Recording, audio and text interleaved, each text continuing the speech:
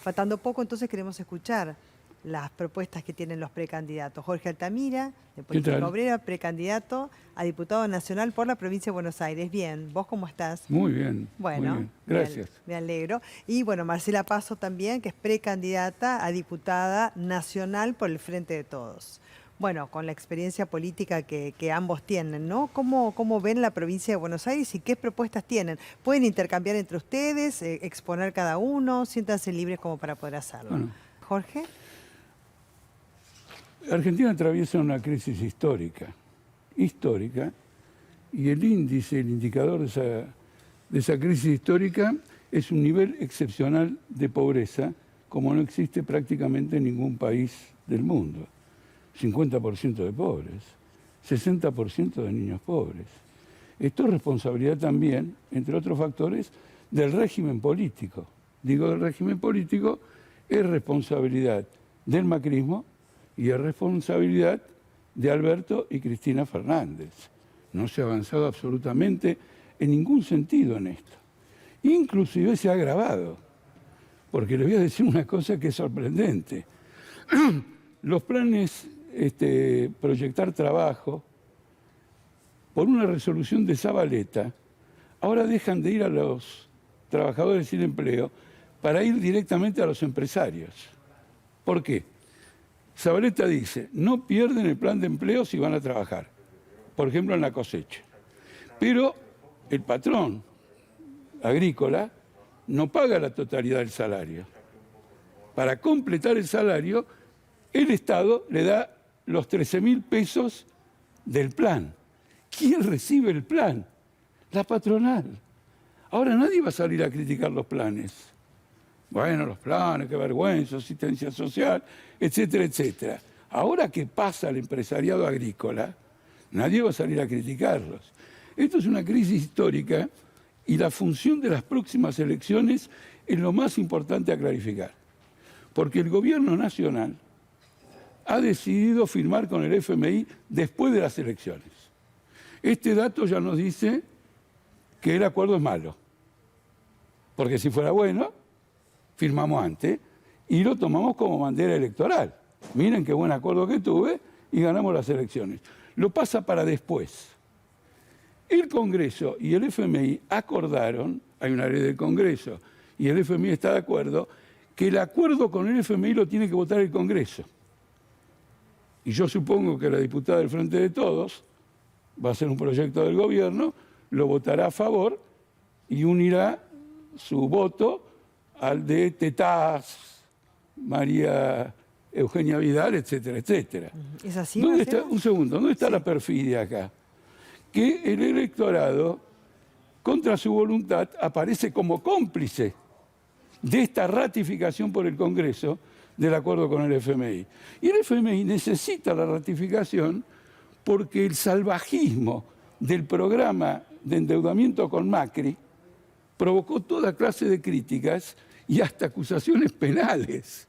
Entonces el FMI quiere salvar su reputación y pide que los 10 deditos de las manos de una mayoría parlamentaria le ratifique el próximo convenio. Entonces es una situación gravísima. Este es el fundamento para votar a Política Obrera. El principal opositor en cuanto a fuerza mayoritaria lo que quiere es volver al pasado. De lo que dice acá la precandidata, que ellos van a consolidar y pagar la deuda de Macri. Porque acá no se trata, miren señores, miren lo que nos hizo Macri, cómo nos destrozó Macri. Ellos van a pagarla, acaba de decirlo. Acaba de decir de que hay que tener un criterio, ver cómo se hace, etcétera. Ya sabemos que vota cuando baje el proyecto del gobierno al Congreso para ratificar el acuerdo con el FMI, sabemos que ya tenemos una diputada que lo va a votar a favor. No, Jorge, pero no es parte de la prioridad tampoco, no es parte de la prioridad.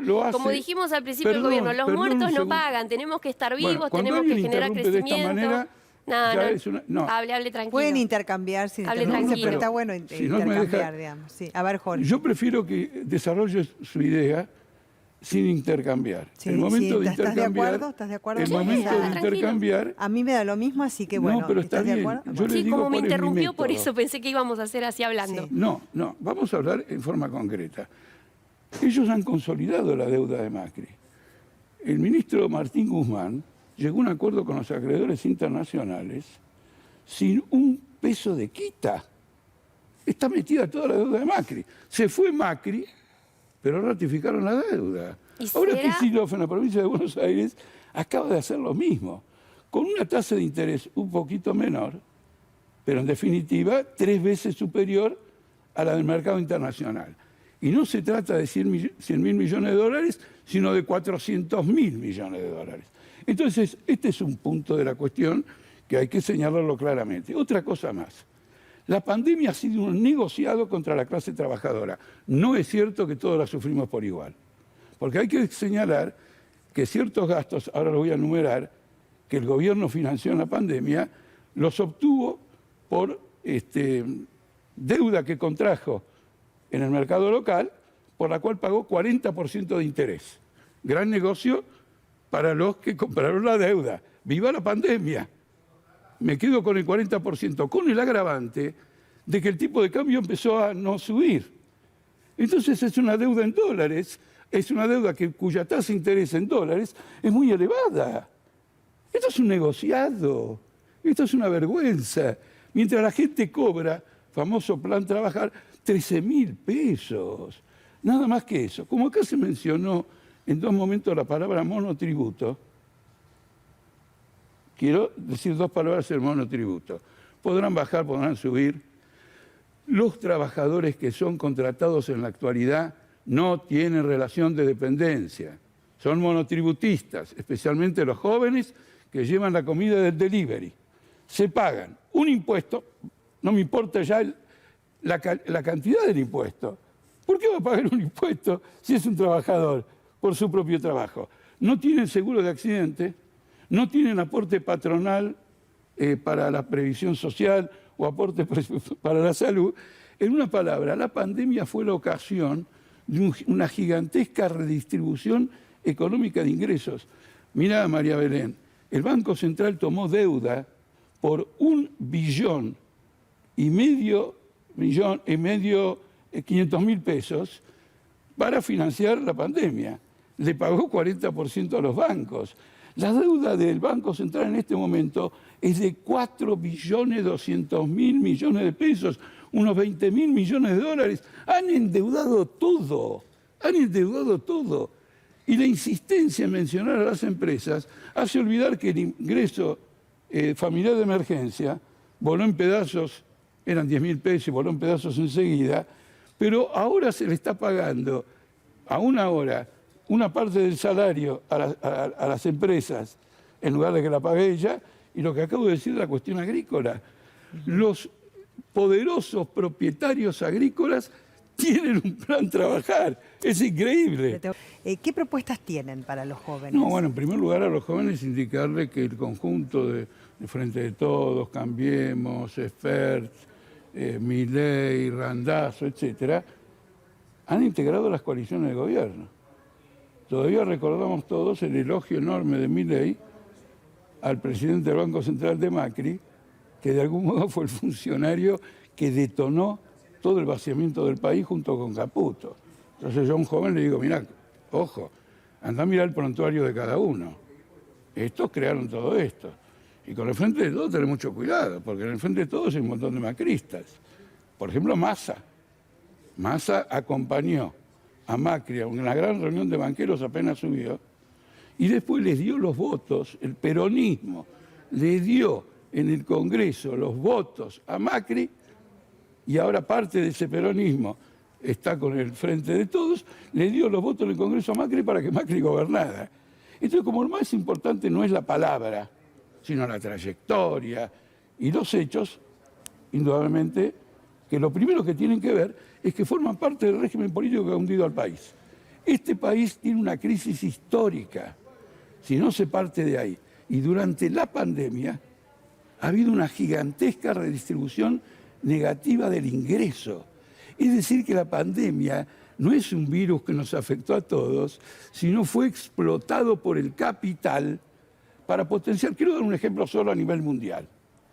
¿Cómo es posible que la Bolsa de Nueva York haya tenido el crecimiento más grande de toda su historia en la pandemia, bajo el gobierno de Trump, cuando no había cuarentena, no había confinamiento ni nada, la gente se movía a rolete, estaban en el top ranking y la bolsa subía. ¿Por qué la bolsa sube cuando la gente se muere? La bolsa sube cuando la gente se muere porque hay un Estado capitalista que subsidia a la bolsa y no cuida la salud y la vida de las personas. En chiquito, esto ocurrió en Argentina también. Esto es lo que tienen que tener presente. No vamos a pasar de esta pandemia diciendo, miren, ya pasó la pandemia, miremos al futuro. No, tenemos que decir qué pasó en la pandemia para ver el futuro. Una última cuestión. Al ritmo del apoyo a las pymes, la desocupación en la Argentina va a demorar muchísimo.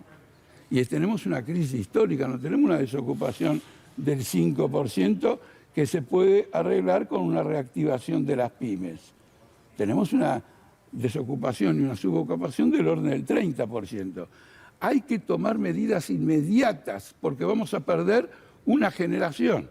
Las medidas inmediatas es un plan de ingreso a las fábricas elaborado por el Estado que tiene que tener un carácter compulsivo. Las horas disponibles de trabajo se tienen que repartir entre los trabajadores que actualmente están y los trabajadores que necesitan ese trabajo de acuerdo a calificaciones, digamos, o lo que fuere.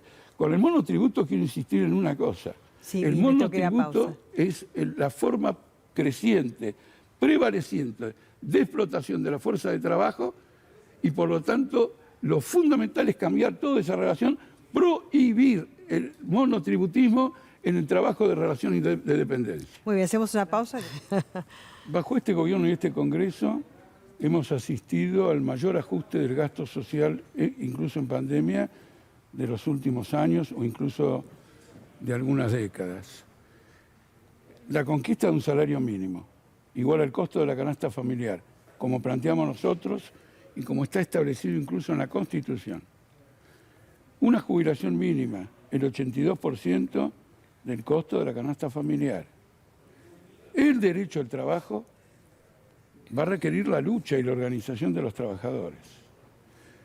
La función nuestra en el Congreso Nacional no va a ser alimentar ilusiones de que estos congresos y estas instituciones van a resolver los problemas populares. La función nuestra en el Congreso, como me ocurrió cuando fui legislador en la Ciudad de Buenos Aires, es valernos de una tribuna nacional para favorecer esa lucha, favorecer esa organización, favorecer el desarrollo de la conciencia política, porque es mentiras que alguien tenga una salida a esta crisis fuera de los que sufren esta crisis y pelean todos los días por esta crisis, como causa de esta crisis. Se necesita lucha y se necesita organización y la función de un parlamentario vinculado a estas luchas y a esta organización es desarrollar clarificación, debates, propuestas apoyadas por los trabajadores en el marco del Congreso Nacional. Para terminar, cualquiera que lee los diarios sabe que el gobierno firma con el FMI. Le está pagando ya la deuda y el año que viene es muy superior. Este Congreso la va a ratificar. Es absolutamente cierto esto.